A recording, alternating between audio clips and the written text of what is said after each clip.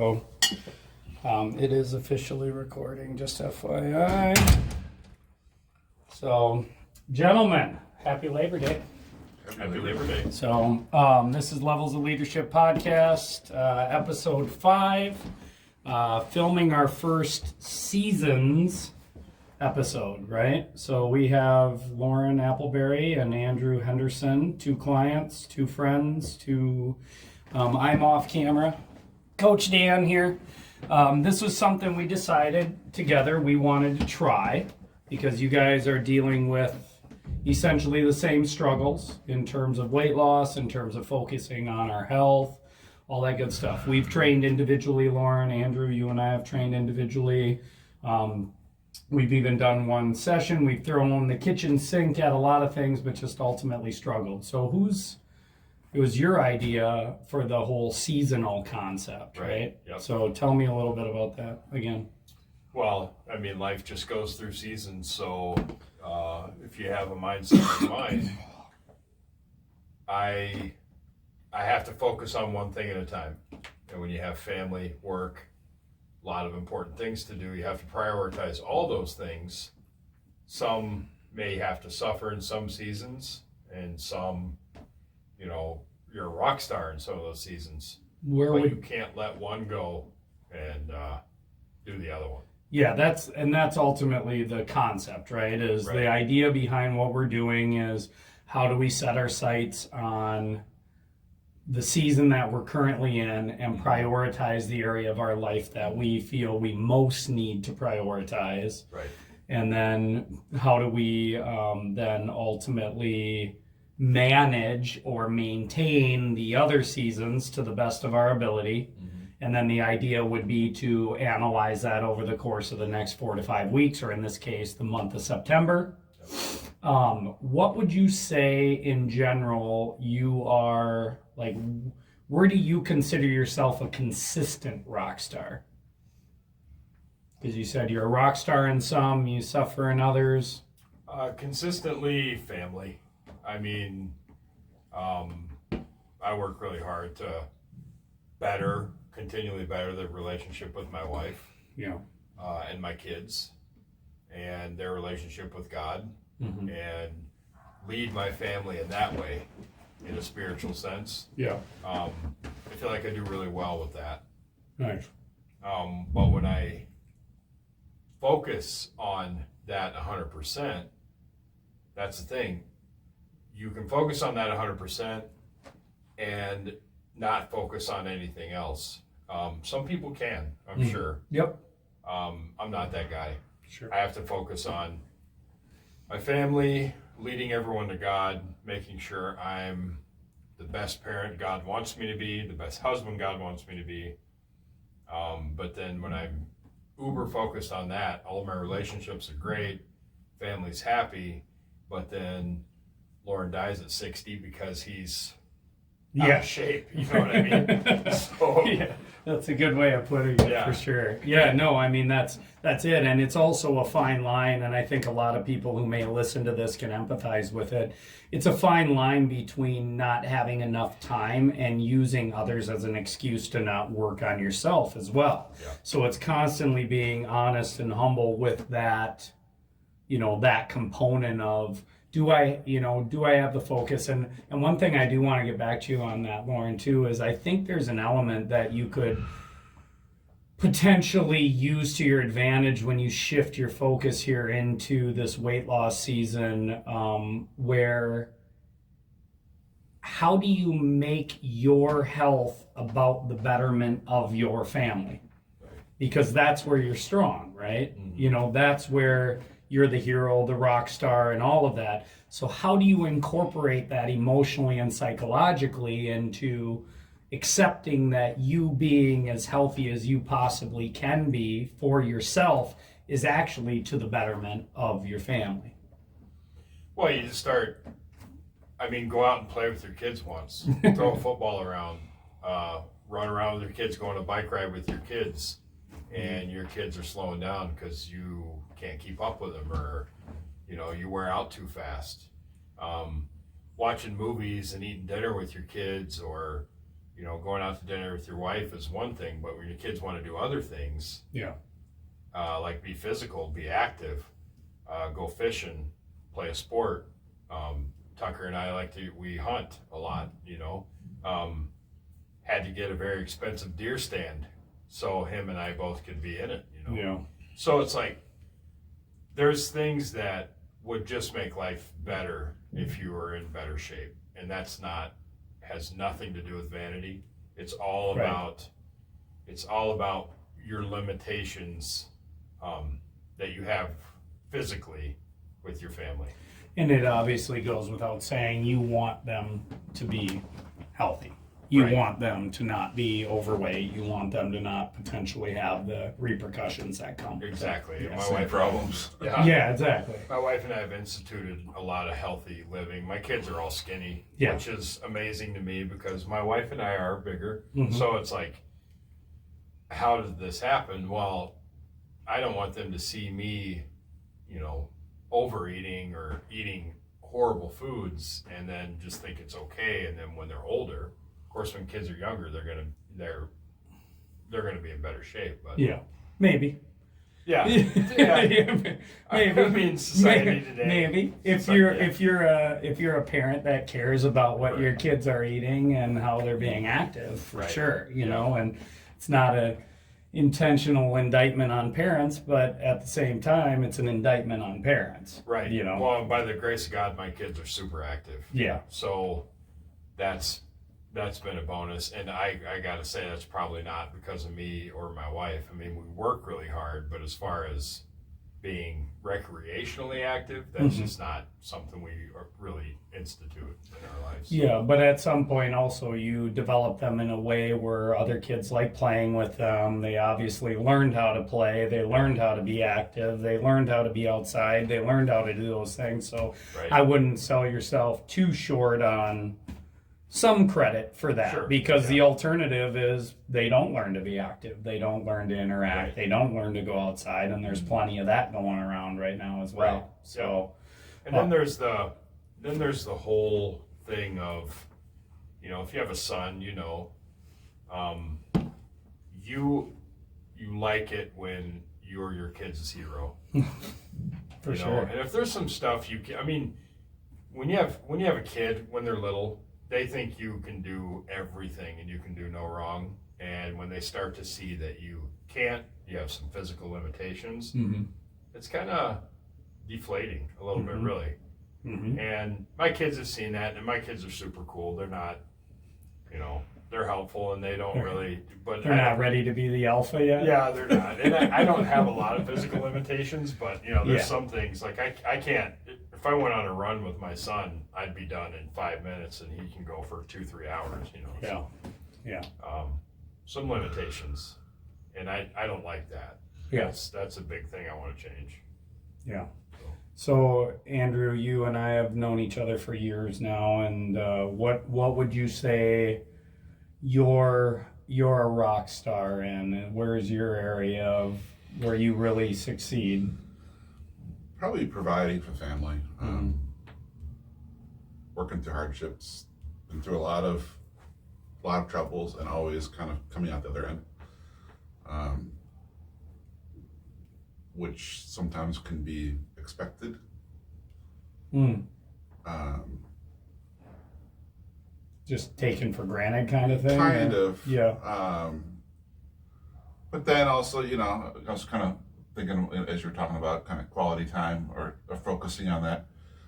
I think what's bit me in the butt a lot recently is my idea of quality time and being a rock star for my family, kind of like you were saying, is not necessarily what they want or need. Right.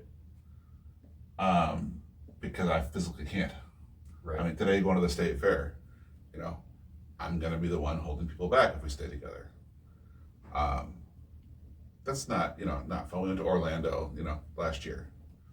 Now, granted, I did very well considering what I've come through and done before. You know, the car accident, and, you know, recovery and things like that. But I still was the one that couldn't go on rides because I was Well, for one, tall, but that's only a few of them. The rest were, I've been there, buddy. Yeah, you can't get the buckle around. you can't get the buckle around. They got to put on your, no matter how hard you're trying. Yeah. And especially when it's right there. The tryout things are right in public, for you get in there and try it. So people are watching you be the guy who goes and tries to put the seat on.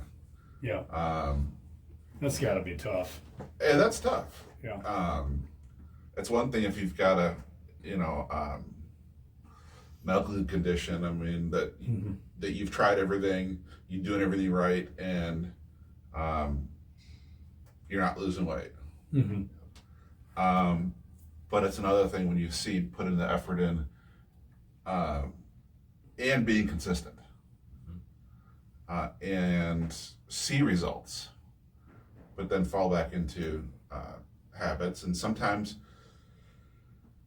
it's for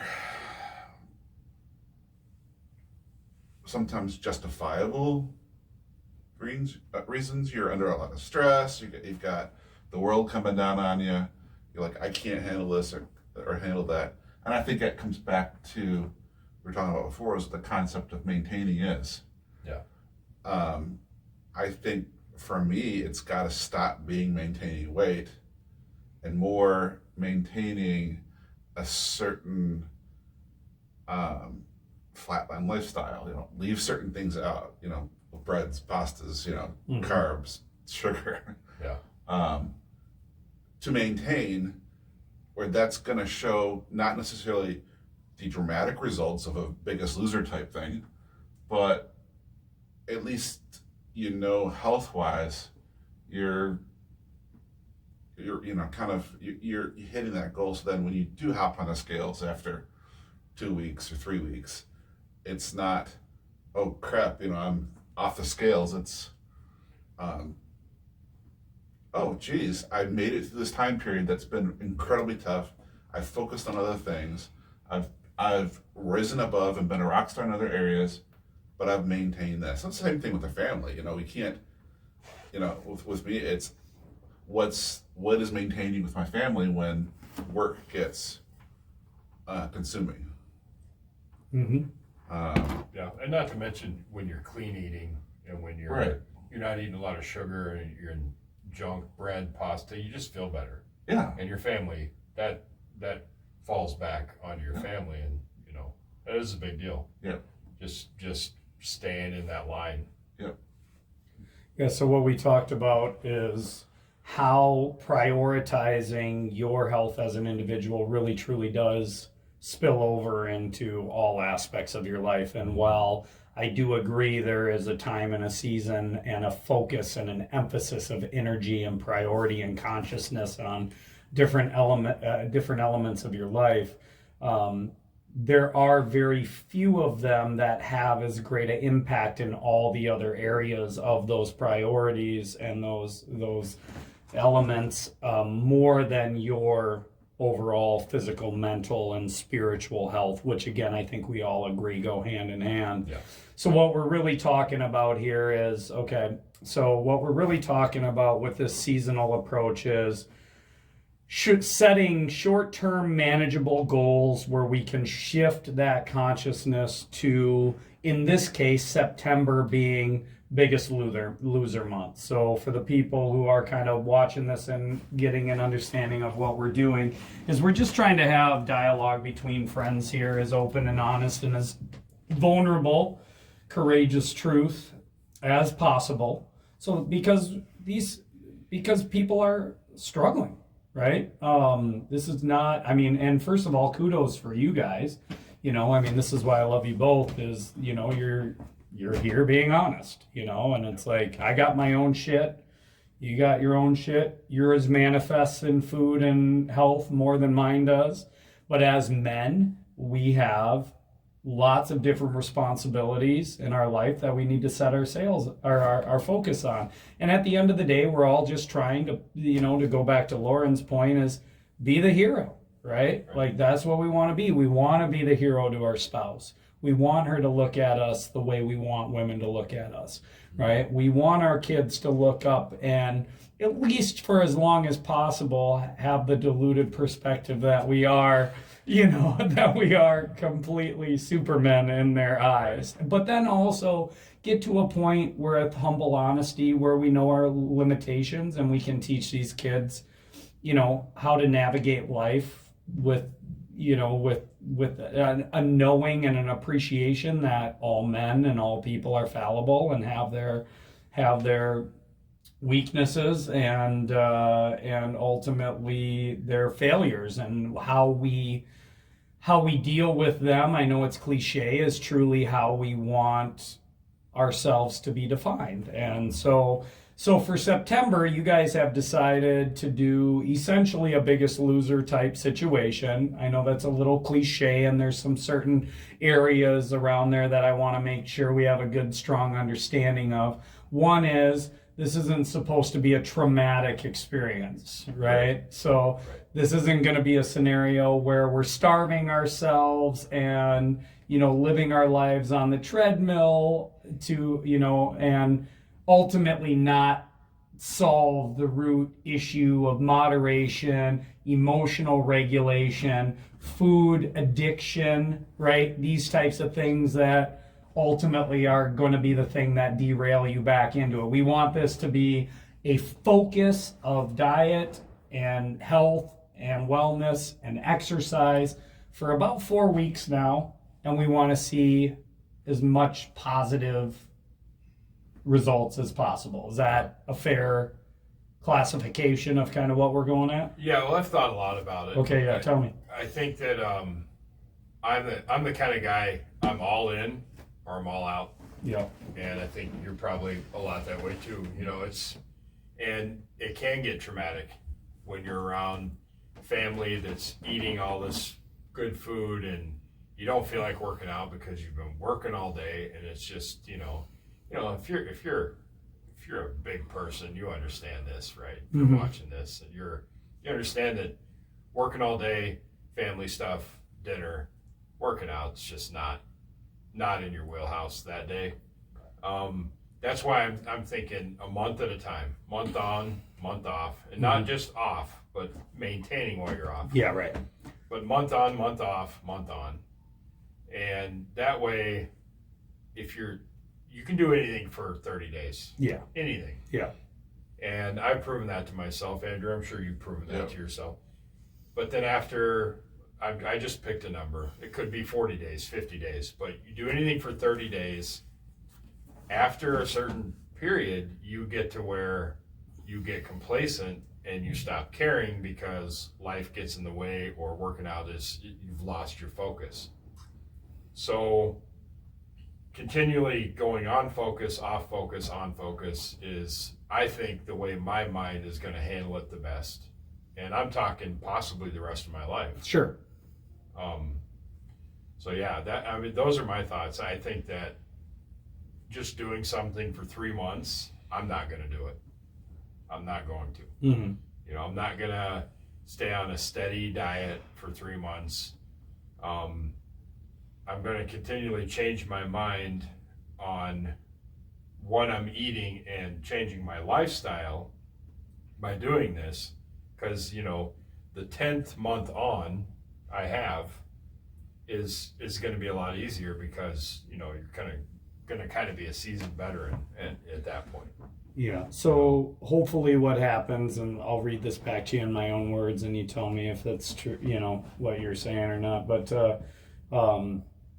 hopefully by this approach, over the course of, let's say, 6 to 10 months of on and off and shifting focus, it does become a little more muscle memory in terms of just a part of who you are and a part of what your lifestyle is. Yeah, muscle memory that's a good way to put it. Yeah. And then hopefully what happens then is it elevates up on that, just daily lifestyle hierarchy of needs and management, where, something else will probably drop off, and hopefully it's something that's destructive and something that's not as important as your health, because, to kind of, to give you that juggling analogy, right? It's like we're learning to juggle 3 or 4 balls right now, right? And it's like for this season, we're going to learn to add that 4th or 5th one, right? And the idea is, well, maybe I can do this for a little bit, but if I go too long, I'm not just going to drop one, I'm going to drop them all, right? And it gets overwhelming, and then we just say, fuck it, across the board. And, the first thing to go is going to be the hard stuff that you don't have to do to survive. Yeah. Which would be working out. And one of the analogies I've given kind of at work, especially work right now, because things are tough, is I feel like the guy that's on a unicycle, that's on the stage, and he's got the plates that are spinning. You've seen it at the circus. They got the poles with the plates spinning, and he's got them on his forearms, on his hands, on his head, but also navigating through a burning maze on the stage as you're on the unicycle trying to carry these through. And I think it's not, for me, it's not just work, it's life too in general. And it's, with that going on, it's like, okay, how can we see how, this it doesn't seem like there's an end to it, or focus. But I do know one thing is, it seems a little bit easier to navigate when I'm feeling better physically. Sure. To face these other challenges, and to focus on these other areas. Not saying that I'm not putting my all in now. It's what is that all, and how much quality is that all? Well, I think there's a few things at play there, and I want you to encourage to keep making that thought. That's quite the image, by the way, you on a unicycle.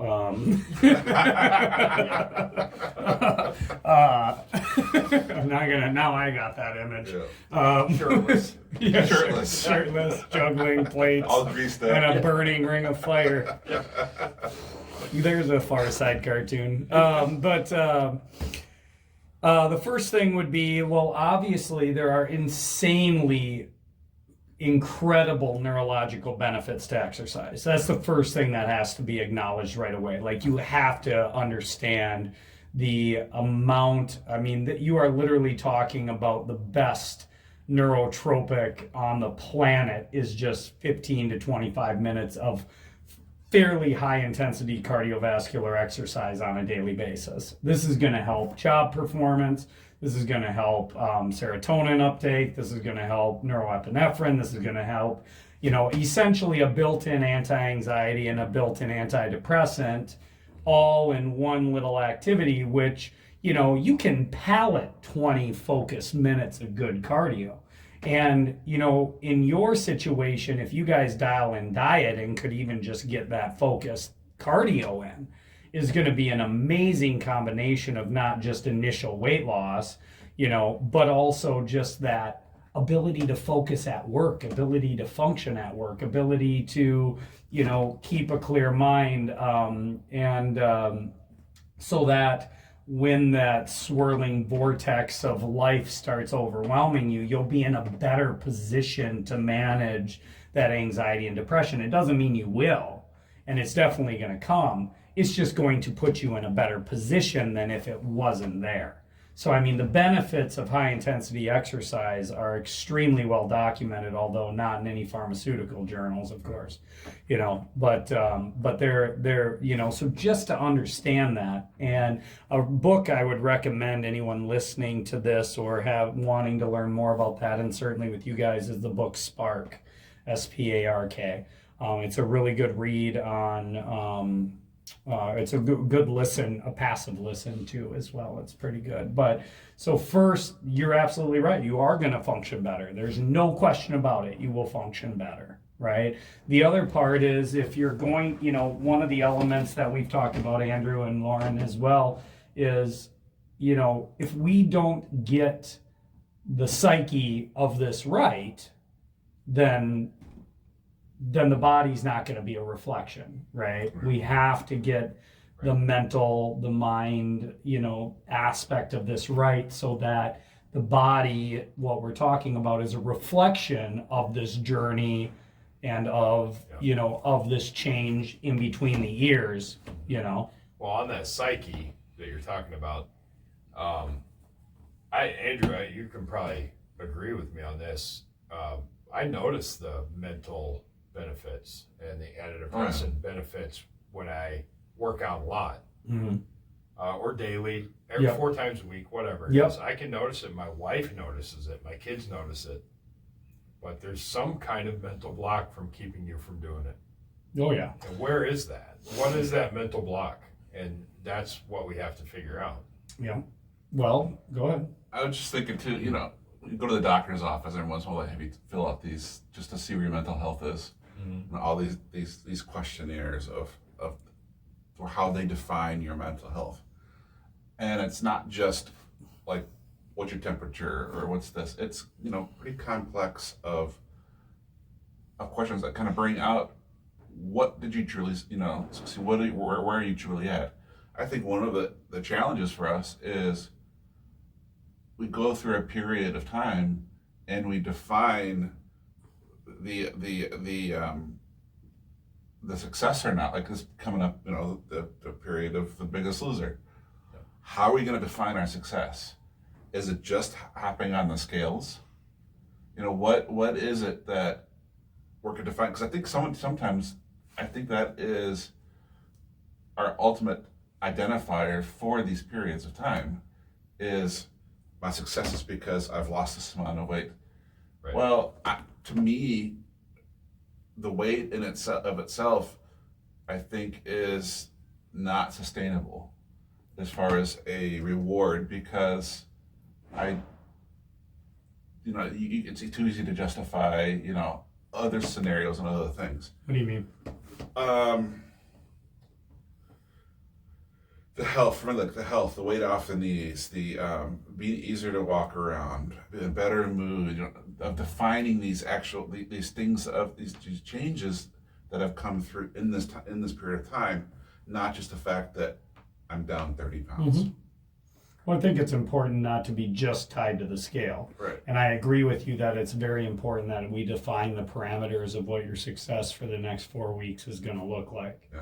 And, so it's a good conversation to have, like right now, honestly, is, the most amount of weight. Well, what does that mean, right? For you guys, realistically, you could lose a pound a day in a month.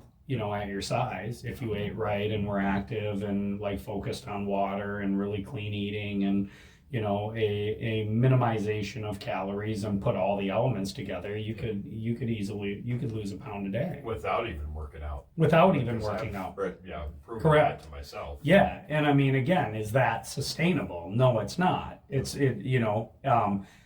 And maybe it's not a long-term, maybe I think what you're saying is long term, as the weight goes down and as these things you can't ultimately tie your success simply to a scale, but I would say early on, it may be the most powerful measure and most powerful, reward system, objective measurement initially. And that's only because you can have dramatic results the first couple times we do this. I think at some point, I 100% agree with you. To be able to sustain it long term and have it actually be integrated in as a part of who you are, it can't just be about weight, right? Or it becomes another addiction, it becomes another stressing point, it becomes another thing that you ultimately tie your success or failure to, that isn't necessarily representative of, how you're doing. Well, I think that's where commitment and maintaining, and kind of, I think where I was going with that is, if I lose, let's say with this, I lose 30 pounds. Maintaining that weight, maintaining how I feel, is different from what it is today for maintaining. Yep. I can't so kind of I have to, every time coming out of this, I think it's going to be important to reconsider what maintaining is going to look like. Otherwise, during that maintaining period, I'm going to put 30 pounds back on. Yeah, Easily. Yeah, because that's what maintaining is for me. I think maintenance plan on the next podcast, because as of right now, we're starting in fresh with where our focus is going to be, but not necessarily where we're giving up focus somewhere else. Right. We're not going to go into that on this one. We're just establishing our focus for the next month. So when we reconvene at the early part of October and analyze where our focus took us in this area, I think the second most important conversation is exactly what you just brought up is, okay, now how are you going to actually maintain, and how do we define maintenance from a success standpoint too? And initially it might be tied to weight. It might be tied to a more moderate gym schedule. It might be a tracking of foods and being under a specific calorie number 5-6 days a week, 6 days a week, right? This is what my maintenance is going to look like. But I think we have time for that. Right. And one observation, because I know you so well, right, is this is, so those that don't know Andrew's a planner. Right. And yeah, I do that for a living. Yeah, for sure. And I love planners because I am not one. So I love having planners like my wife Sarah and some of my other clients in my life, because I always say without me we would go nowhere, and without Sarah we'd go right over a cliff,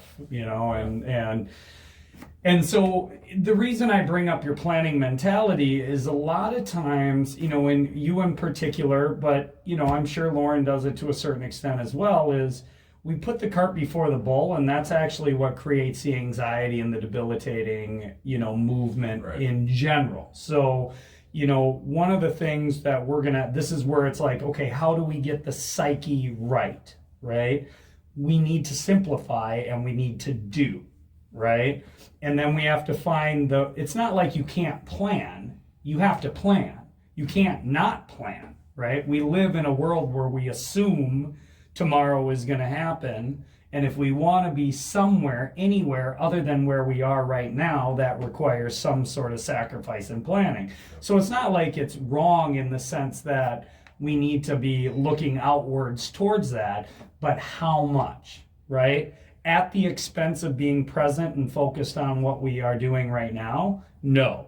That's where I firmly come in and go, this is where we run into a lot of restlessness. We run into a lot of debilitating negative emotion, especially if we're not well versed in being present in our own thoughts and knowing how to regulate those from an emotional maturity standpoint, where we get cued by that anxiety and go, what am I doing? Oh, I see what I'm doing. I'm already planning month 3 of the Seasons podcast and how I'm going to maintain my third sacrifice. And it's like, stop, right? That's where you got to be able to go, stop. This has absolutely no bearing, and it has absolutely no place right now in the planning of the focus of the next month.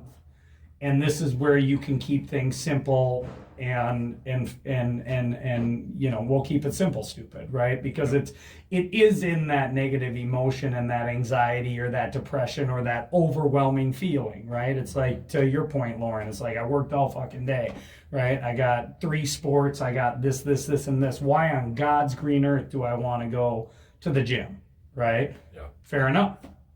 Fair enough. I mean, that's where, you can easily justify not, because you accomplished A, B, C, D, and E. That's a win. Right. Like, for most days, you're handling your shit, So what we're, so it ultimately we are if you're like, to answer your question, why don't we do it? Because we are inherently predispositioned to choose the path of least resistance, right? And the irony and the paradox in God's beautiful design of this human experience is that, well, unfortunately, there's no reward in that, right? There's no reward other than short-term gratification, right? Only in that short-term comfort, which ultimately leads to long-term misery, right? A triple bypass in 10 years, right? It's like, well, that's a reflection of not doing the hard thing, even though we know it's the right thing, right? Yep. And so we're just continually trying to condition ourselves to do the right thing instead of the easy thing, you know? And you guys know the right thing is to not eat a freaking tub of ice cream at fucking 9 o'clock at night. Yeah. But it's the easy thing. It's the yummy thing, right? And it's like, it's not that complicated, but it is that difficult to actually overcome, especially when you take the landscape of convenience and abundance that we're all dealing with, right? We don't lack for anything, right? You want ice cream. Well, Christ, you saw me buying ice cream at like 11 o'clock at... I did. You got busted. You busted me at Speedway. What were you buying? No, they were gas. Gas, yeah. Gas. He was, it was Speedway. I went to pick up my son from his mission trip drop off, and I had wanted ice cream for, I don't know, for a couple days. And I was like, now's my chance. I can have this thing.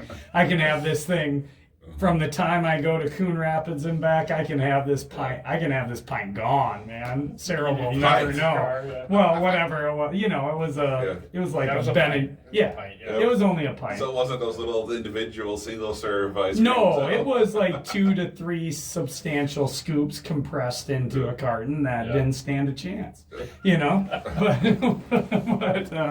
But anyway, so what are your guys' thoughts on that in general? I mean, do you have an idea of like what would make the next 4 weeks in your mind successful? Whoops, sorry. So one of the things we kind of talked about before, Loren, is in a way we both have very demanding job schedules, but in a very different way. Yours is a lot more physical.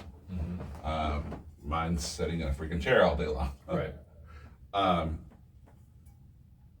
Maybe one of not just weight, but also another thing to look at is maybe when you're doing those physical activities, wear your MyZone belt. Let's look at our MyZone, and because it's I think it's still important to get into the gym because it's concentrated, effort. But I think that'll be a good indicator. Okay. One of the things that I'm going to try to do is not just go to the gym, but in those moments in between meetings or taking a meeting and walking during a meeting instead of, I'm pretty technologically connected, so I can work from literally pretty much anywhere or doing anything. So not just weight, but we can also look at MyZone and say, okay, this is activity, and this is also it'd be a good indicator. Too for you of how much effort are you really putting in? Is this really that much more physical? Where do I need, what intensity do I need? From an exercise standpoint. From an exercise standpoint. The biggest thing is I'm just on my feet all day. Yeah. Which carrying a 350-pound frame on your feet all day. Yeah. Right. Yeah. For 8 to 10 hours, I don't sit down. I mean, pretty 5-10 minutes at a time on breaks or whatever, but I think that's a good idea. The MyZone, because actually see what I'm doing all day. If my heart rate actually gets up a little bit, I know it does because I sweat. It would be a good experiment regardless, just to see what was happening during your 9-10 hour day. I did that with mowing yesterday. It was over a 5-hour period of time. And it was like 5,000 calories. 5,000 calories? Yeah, it was insane. And so I'm like, okay, this is periods of sitting, but because I also, rested, so it's kind of like spikes of activity and resting, spikes of activity, resting. That's actual calories I'm burning, right? That's not just fluff. So even when we're sitting, we've put so much stress on our body, I think that we're burning calories. Oh, yeah. So if we're truly burning this much, how much are we taking in? That's right. That was just gonna be my point. Is like It's insane. it's Yeah. insane. Yeah. Yep, that's a good visual Yeah, because that- you guys are burning a lot more calories Right. carrying yourselves around than I am. Yeah. You know, it's like, so that means there's a lot of input, right? There's a lot going in if we're not making hay the other direction, right? And again, part of that is just the right foods, the right behaviors, the right patterns are going to feed everything. They're going to feed your mind. They're going to feed your metabolism. They're going to feed your, want. They're going to feed your want to eat healthy. They're going to squash sugar addictions. They're going to, right? It's like, it's a perpetual motion one way or the other, right? This is the all in, all out kind of, thing that you're talking about a little bit, Loren. So, Maybe starting tomorrow of even the food. I imagine the food.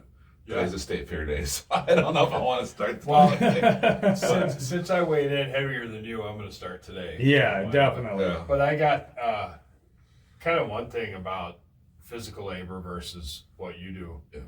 It's amazing what your body gets used to, Mm-hmm.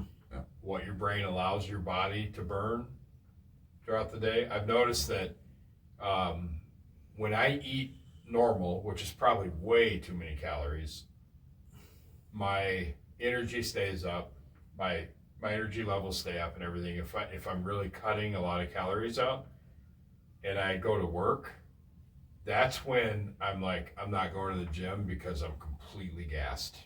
Mm-hmm. Because my energy levels are completely sapped. Well, it's because my body has refused. I'm so used to the work that I do, my body's refused to burn any of it. Yeah. And then the next day you eat normal and your body's like, well, we need to put this back on. It throws it back on. It's just so weird how the body works. Yeah, and I think you touched on a really important thing too. I mean, this goes to that all or nothing thing, and obviously we're trying to get as good a result as possible, but then we have to define the parameters of good. If good is just weight and we're doing too much of a caloric reduction to the point where it's causing, stress from an energy standpoint and creating more impulse to consume, right? Yep. Got it, don't got it type situation, right? And then that probably should be classified as not good, right? Which means for long-term success, maybe the weight loss has to be secondary to finding the right amount of calories that both don't make you impulsively want to consume because your energy levels are so low, but low enough where we're still burning far more than we're inputting, and that scale and those health results are going the correct way. And I got decent at that. Yeah. It's fine-tuning your fuel is what I call it, because you fine-tune your fuel. If you got too much fuel, it's going to end up on your body. That's science, right? That's science. If you got too little fuel, you're going to run out of gas. Yeah. I mean, Yeah. it's super simple, but you have to find that perfect. Like me, I found, back when I was losing weight, if I had less than like 2,300 calories a day, I would burn out. Yeah. Completely burn out. I think that's a great number. And I wouldn't go to the gym. Yeah. I think that's a great number. So. Well, and on top of that, too, I mean, there also has to be a recognition that when you guys make this change, you tomorrow, you today, there has to be a focus on the mental discipline of the uncomfortable urges and instincts and patterns that are going to pop into your head today and tomorrow and the day after, because at 7 p.m. this is when I go get my snack, because at 8 p.m. I have some hunger pains, or I'm bored and I'm looking for something to numb that anxiety or boredom or whatever. Like, you guys have to mentally prepare yourself to break that initial cycle so that you start seeing some results, which will create some momentum in the right direction as well and inspire you to keep going. But there has to be a focus and an understanding that, okay, this is going to be moderately uncomfortable a few times a day at my moments of weakness, that I have to be strong enough to push through. It's hard. It's hard. Yeah, Walking by the pantry can be hard. Yeah. Right? Yep. The most success I had when I was using the MyFitnessPal app, Yeah. and I pay for the premium, so you get the MyFitnessPal, if you're paying attention, we are open to sponsorships. Yeah. Yeah, We use it, lost a lot of weight on it, can't stick to it. yeah. Maybe. But for me, it's the micronutrients. For the biggest one Sodium. for me is sodium. Oh, sure. I have high blood pressure, and I was looking that up. You're not supposed to have more than 1,500 milligrams of sodium per day. Which is a pretzel. Which depending on water intake has a little flexibility with it, but regardless, your body just doesn't respond well to sodium. And I noticed that when I was sticking to that, I wasn't bloating up. I wasn't. My ankles weren't all swollen up. My feet, my hands, my face. And I wasn't bloated. I didn't feel bloated.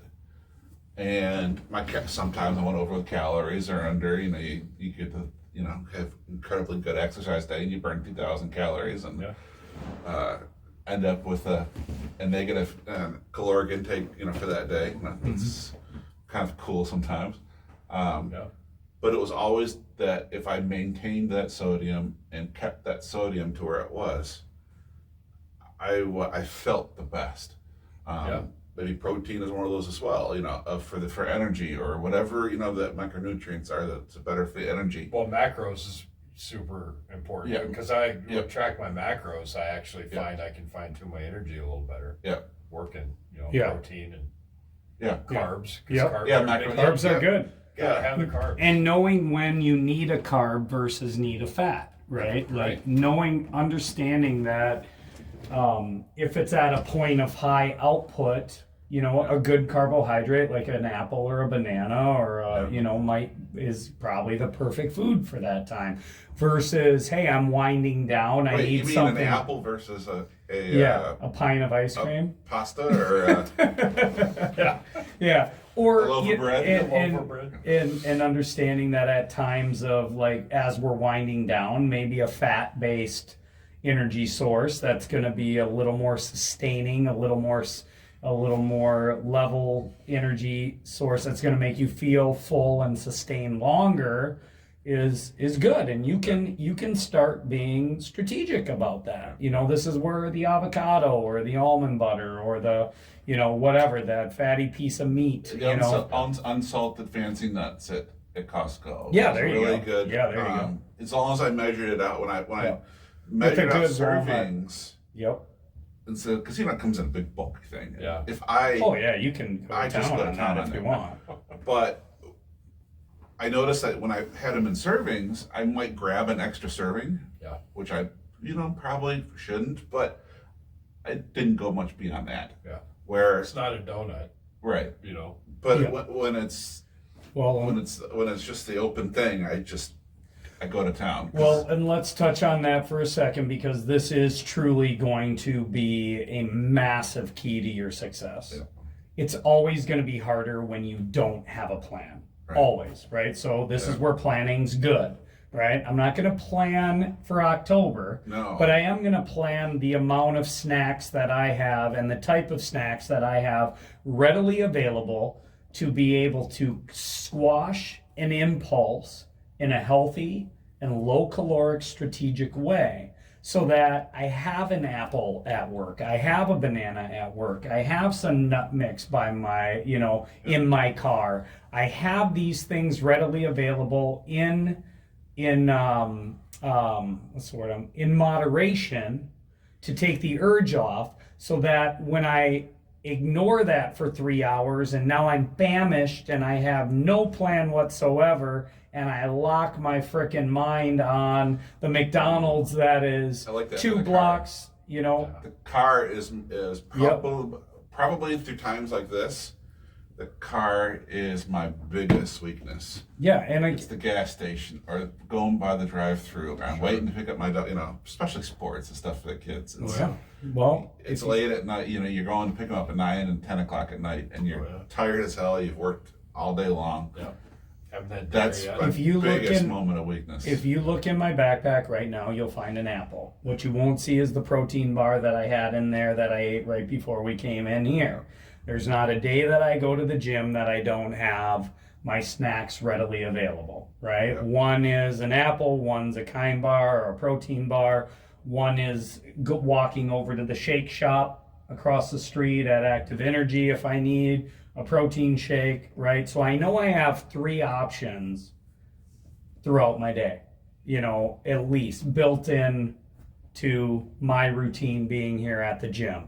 And then it's up to me to be strategic about when I actually need those things to moderate my energy and moderate my cravings and bring my focus back up for my 4th client that I have in a row or whatever it is, right? So I think that's going to be absolutely critical for you guys to be able to strategically plan. And here's the deal.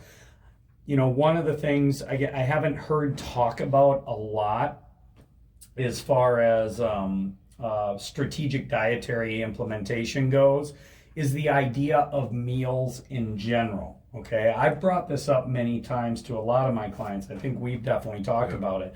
But the reality is other than breakfast, which is critical, like truly to your metabolism, to your anti-anxiety response, to everything, is we don't need them other than for gathering and that family time. Like that part I understand. That's an important, healthy aspect of your family dynamic, and meals are a great time to share and get together.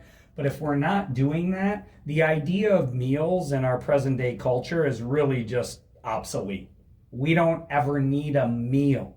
We could snack on healthy snacks and small portions all day long because they are completely available anytime we want for us to grab and consume while we're continuing on with our daily lifestyle. And that is a far better way to sustain ourselves than going 6 hours bulk, 6 hours bulk, 6 hours bulk, right? You're going to have to call my wife. Well, she is a phenomenal cook, and she cooks almost every night a meal. Well, and again, I think, again, I don't need to call her because I know your wife and you can deal with her.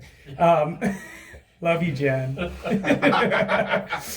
No, she's a phenomenal woman, and honestly, I would never want to take that away from you, like ever in a million years. I mean, I wish I had a wife that cooked like that. Love you, Sarah. I'll keep my mouth shut.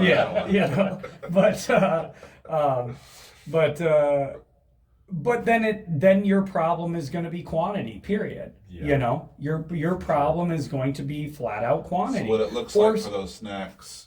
Yeah. In the free time. I mean, for me, it's probably easier to cut out lunch and to have those snacks because people love to schedule meetings during lunch period because it's the only time that's open. Yeah. I mean, I sit on meetings, Yeah. There's zero reason. I mean, when we go, like we even implement this technique when we go camping with the kids, right? We plan a breakfast and we plan a fireside dinner. Everything else is snacks. We don't even think about lunch. Yeah. Like it's not even a meal. We just snack. That's all we do is we bring healthy snacks and we snack throughout the day as we want.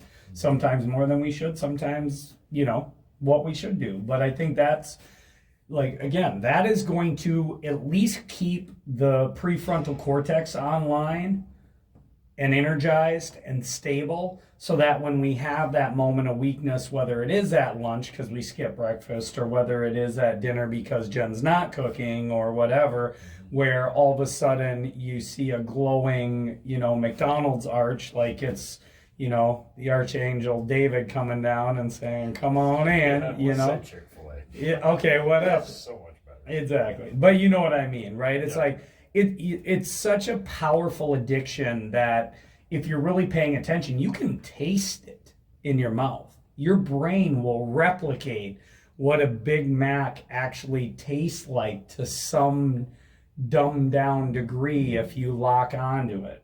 right? Yeah. I mean, and then it's like a tractor beam. You're done, right? It's like, Gee, thanks, Dan. I'm not good. yeah, I mean, Big Mac after this because I could just taste it right now. But McDonald's fries. yeah, but you're done at that point, right? It's like you're trying to drive home and like the cruise control just pulls you into the drive-thru. I don't know. McDonald's fries, the one thing that gets me off the taste of McDonald's fries right away is when you know those times when they don't change their grease. And those fries taste pretty See, as bad. big guys, we fine tune this Yeah. stuff. It's man. like So client said. that's a taste I need in my mouth when I pass by McDonald's. Yeah. Not that fresh, Yeah. tasting. There you go. Oh my gosh, I leave it up to God's will. Like, if I'm really desperate and it's been a long day and I fall into that zone, because believe it or not, us tiny guys too, we have food addictions and we make bad decisions, right? As you know, I'll lock in, I'll be like, man, there's nothing at home. It's late, it's 7 o'clock or at 8. I don't want to prepare anything, right? So I'll drive by McDonald's, but there'll be a line of like 10 cars and I'll just be like, give the chest tap and throw one up to Yeah. God and be like, thanks for that, man. Like, thanks for saving me from myself. I'm just gonna, fortunately, I have a bigger patience issue than I do a food issue. Yeah. You know? Sit there all day. Right, exactly. But anyway, we should wrap this up. First of all, this was I wanna first thank you guys for volunteering to do this and being forthcoming. There's a reason why I picked you guys for this, because you are two incredible men that have so much more potential, on the table if we can just dial in this component of what we know we can dial in. And nothing would make me happier as a coach and as your friend, and to see you guys continue to realize and actualize this part, right? So I think it's important that we have some guidelines of success before we tap out, and have it documented. I'd like a weight range. Doesn't have to be a number. And I'd like to see you guys tracking. I think that's critical, right? I think it's critical. I think we saw our most success when you were doing that. Yeah. And then, other than that, I think the gym for both of you, other than maybe our training sessions or whatever you decide, is really going to be for the benefit of maximizing your results versus getting good ones. Right. And also maximizing the neurological components and benefits and the mental health side of the equation. This is what's going to truly, get those dopamine that You have on the MyFitnessPal, you've got the macronutrients that you show. yeah. You have that on yours. I don't have premium. No, but you do But it have the does macro show. breakdown Yeah, it does percentage show wise. the macro breakdown. Yeah. So maybe a screenshot of that per day. Yeah, and I think you should. I think just to keep I think you should hold each other accountable. Right. I think you guys. I can be on the text, that's fine, but I mean, I think you guys should send it to each other. Because I want to continue growing this relationship, or we want to, I assume, continue growing this relationship. We already have one individually, right? Right. So it's like I think. That'll help each other of, hey, I feel better when I get more of this or less of this. So I want you guys both to go on your calendar then before we leave and set a daily reminder at like 8 p.m.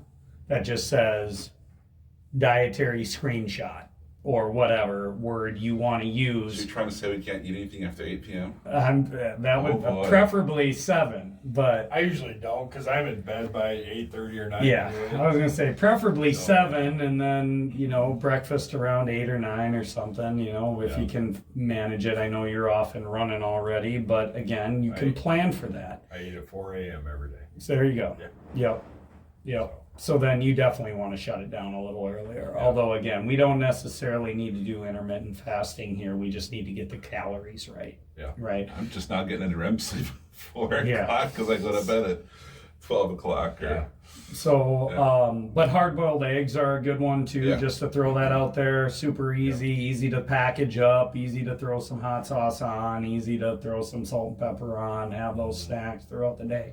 Apples in bulk, bananas in bulk. These are things that can hopefully sit at your job site, readily available. If you need anything from me, like a website on quick, easy snacks, we've listed a bunch as far as nuts and all that stuff goes as well. But okay, but I do want you, sorry, I'm digressing. So calendar reminder, right? So that at least it becomes for that first week, like, oh shit, okay. Because it might do two things. One, it's going to remind you if you haven't tracked to this point to track. Yeah, I think Right. 8 p.m. is good, if that Yeah. works for you. Yep, that works. Because one of the things that I want to try to do is get up earlier. I got some really good advice of being up when my daughter goes to school and Yep. be able to see her off every day, just for that family element, and also that would give it time to work out too.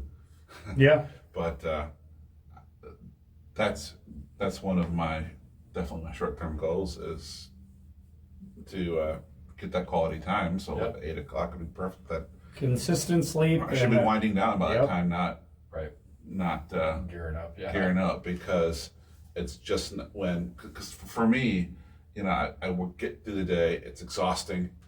I zone out, after work, I'm done. And then all of a sudden, 3 hours later, I start to get a little bit of energy back because, I've just sitting Yeah, doing you're nothing. numbed out. You got your second win. Got my second It used to win. be that way, yeah. And, Now you gotta go get a snack or Yeah, you Yeah. definitely we'll definitely dive into circadian rhythms and sleep at some point, I guarantee. And that might even be a season of focus at some point because it's that significant, Yeah. right? It's that significant. What about weight? Like if you had to put a number that you would be happy on. or range. Range, yes, Yeah. correct. Yep. By the end of September, what day is today? So It's the today's the 5th. 5th. You got 4 weeks. So I kind of like your 1 pound a day. How many pounds is that? 25. it'll be 25. So 25 pounds. And my range was going to be 20 to 30. Yeah, I mean, I mean, it's aggressive. Right. But it's doable, But and I wouldn't. Season of, I obviously wouldn't put this on a 200 pounder. Yeah. You know what I mean? I want to be in the 320s by Okay. the end of the month. That's 329.9. I don't even care Sure. if it's I just want to see that. Yeah. So what's the best weight you've reached with working with Dan? And as far as, Since we started, 334 was it? 330 something, or was it low 340? I never hit 320s. Yeah. So yeah, it was Yeah. low 330s, Low 330s, and we started at 370 something. 375. Yeah, and you were close to 380, and the lowest we got was 19. 319. Wow, dude, nice. Yeah. Yep. So now let people know where you're at. So You're at, I'm at 342. and so you're up, but you're down from your highest. Yes. As far as the Recent curves. as far as the regression goes, you hit I your was peak 352 regression. 2 weeks ago, I was 352. 352. So. You're right where I am. What was that? Yep, Sort of 352, 354? 354. Yep. So you got I started with Dan in February. February 1st, I think it was, Yeah. or 2nd. yeah. And then January 1st, I weighed myself and I was 384. Yeah. So, I mean, Yeah. I had lost 10 pounds by the time I came Yeah, in. we were almost 50 pounds total down. Yeah, and that was because the holidays were over. So in January, Yeah. you don't have all the good food and everything. So Yep. Right. that was all it was. Well, we're gonna navigate that in a couple months. Oh, I know. So, all right. So we're I think- 25 Yeah. and 330.99 or three. Did you say 320.99? I'd like to be Okay. 20. All right. All right. Then you got your work to do. I know. Right. If we break our, it's basically breaking that barrier of the best we've gotten to, and Yeah. I think that's a really good goal for this first. And first season, this is not the end. Like you were saying, this has got to be something we continue with. So we're going to, regardless of what happens, we're going to reconvene at the very beginning of October, having reweighed and, had the journeys and, the journey over the next 4 weeks. We're going to give our weight. We're going to say where we were successful, where we failed, and then we're going to reestablish a new direction or potentially the same direction. There's no rules on that, okay? I want that to be a point. It doesn't have to shift, right? It can stay in the personal health category if that is a good spot where you're at and want to continue for another 4 to 5 weeks. So don't rule that out. Sure. And then how are we going to maintain whatever it is we're moving off of? Well, here I'll tell you what I really want, and it's for my family, for my extended family, my parents, and I really want to be under 300 when I go down to every year we go to Indiana because both my families are for Christmas. I would love to be able to go down there under 300 pounds, we can do it, man, and come back under 300 pounds after the holidays. Well, it's documented now. Yeah.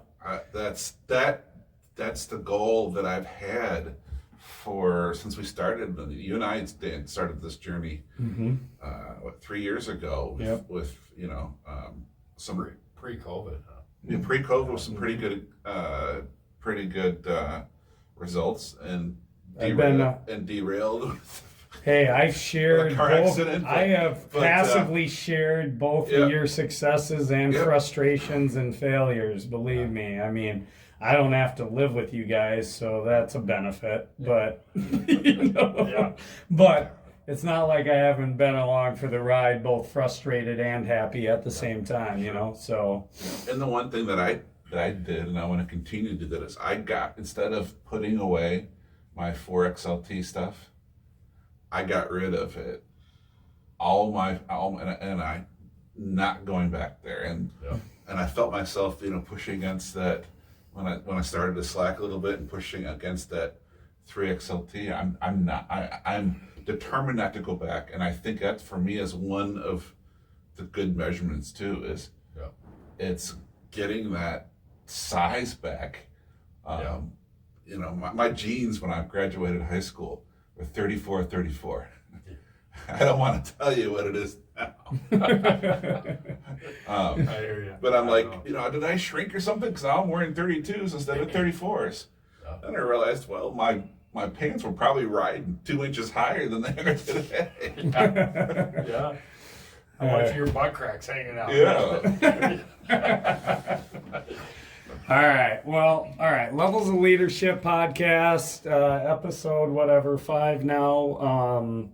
And we're calling this Seasons. Yep. So that's what this is going to be labeled, and we'll be doing monthly. And I want to thank Andrew and Loren for being so forthcoming and vulnerable and discussing things that I know a lot of people struggle with and have either, numb themselves into ignoring, which is reflecting in all kinds of bad areas, or is constantly battling without success. And so, thank you guys. And thank you for being so invested. Yes. Oh, yeah, man. Because yeah. You guys are listening. This guy right here, he'll get invested in your life, and it'll drive you nuts sometimes.